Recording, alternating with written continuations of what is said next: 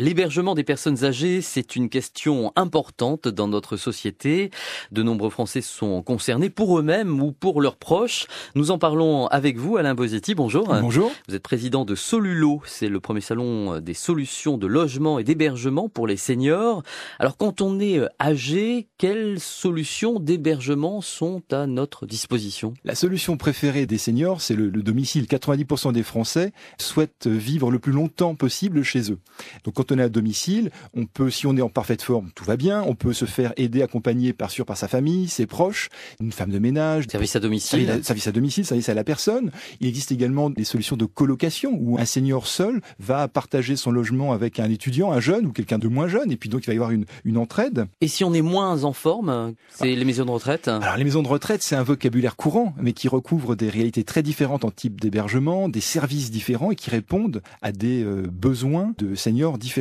Qu'est-ce qui existe par exemple? Alors déjà, lorsque vous êtes en bonne forme, vous pouvez choisir une solution de foyer logement ou de résidence-service. Alors qu'est-ce que c'est? Ce sont des résidences avec des services communs. Donc par exemple un centre de restauration, des services médicaux qui peuvent être dans le centre, des services à domicile, de femmes de ménage. En fait, votre domicile n'est plus celui que vous occupiez avant, mais votre domicile devient la résidence-service ou le foyer logement que vous avez choisi. Vous avez également des activités culturelles, etc., collectives. Donc ça, c'est lorsqu'on est en forme.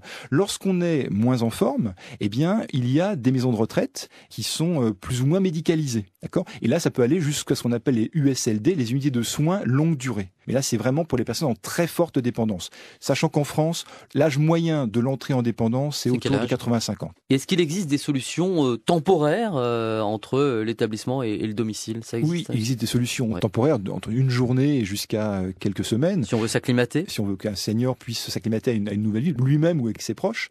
Et puis également, s'il y a un aidant familial et que cet aidant familial a besoin de vacances, de répit, dans ce cas-là, le senior peut aller pendant quelques jours, quelques semaines dans un établissement spécialisé.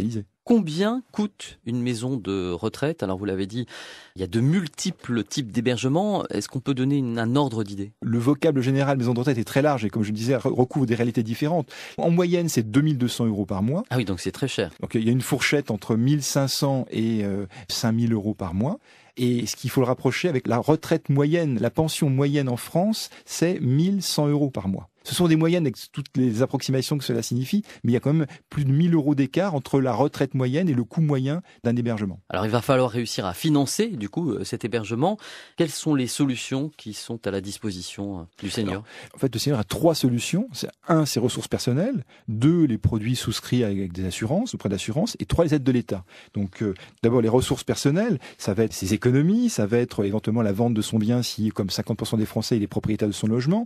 Il peut aussi mettre, s'il est propriétaire, son logement en viager. Il y a ensuite l'aide des proches. Vous savez que en fonction des ressources des enfants, il y a le soutien obligatoire à ses parents si les ressources des enfants le permettent et si le senior n'a pas les ressources nécessaires.